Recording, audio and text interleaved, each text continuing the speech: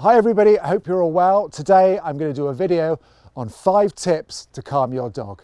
So the first tip, and probably the most important one, is to teach your dog in stages. So wherever your dog feels a little bit stressed, acknowledge where that is, and then think where your dog would be even more stressed. And you know that that place is the last stage, and then think of somewhere that might be the first stage. And then every day aim to build your dog's confidence in its environment and in you as a leader and in what they should be doing in stages. And as you do that, do not go forward until your dog feels calm. I know it's so tempting to take your dog to the park, for example, if there's loads of dogs there, your dog gets to often play. But if they're actually getting in aggression and getting in fights every now and then because they actually feel a bit stressed underneath it all, then there's probably more foundations that we need before we go forward. The second tip is praise and reward.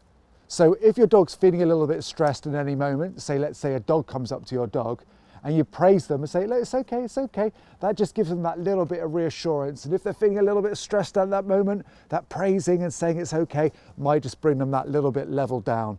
And also if you're walking with your dog on lead and your dog looks a little bit stressed, if dogs in the distance, giving your dog praise or reward at that moment shows the dog that everything's okay, and it can also condition them to be okay, because at the moment their stress goes up and you're like, no, it's okay. They might come back down again, and then you could end up conditioning them to be calm with a dog or whatever the danger is at that distance. The third tip is stop what you're doing. So often you might be doing something, i.e. walking towards a dog, and the dog might be getting more stressed. So when you just stop for a second and think, wait a minute, what am I actually doing? Am I walking towards something that's actually causing my dog to be stressed? Because if it does, it's just going to get worse and worse and worse. So it's so important. I think often we carry on doing an action even though we see the dog getting overexcited. For example, if you're walking to the park and the dog's getting more and more excited, if you carry on doing that all the time rather than stop, wait for them to calm, or even better still, come back and wait for them to calm, then you're conditioning them again to get heightened in those moments, and then you're going to get pulled everywhere to the park.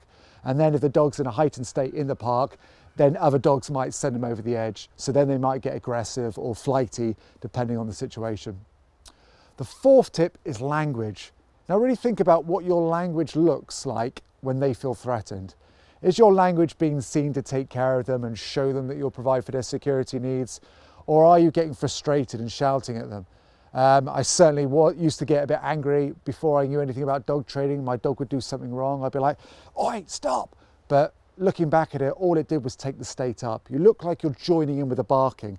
And in moments where your dog feels stressed or upset, the dog needs you to keep a cool, calm head. So you need to bring them down levels.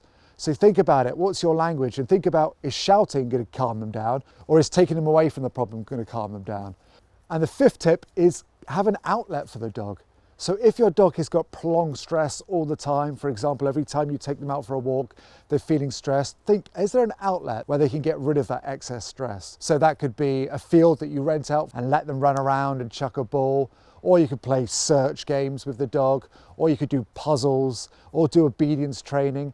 Anything that you can do that gets them focused on you and gets them relaxed and not worrying about their stress is such a good thing. So if you can employ those 5 tips in your dog's life, it really is going to help, I promise you. I hope you found that video useful. If you did, please press the like button.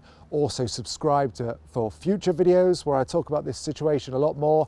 And also, if you need one-to-one bespoke help, check out my online course, which I'll leave a link in the description box down below, where I'll work with you personally online with many videos and a video call to try and help you get over the issues your dog's experiencing.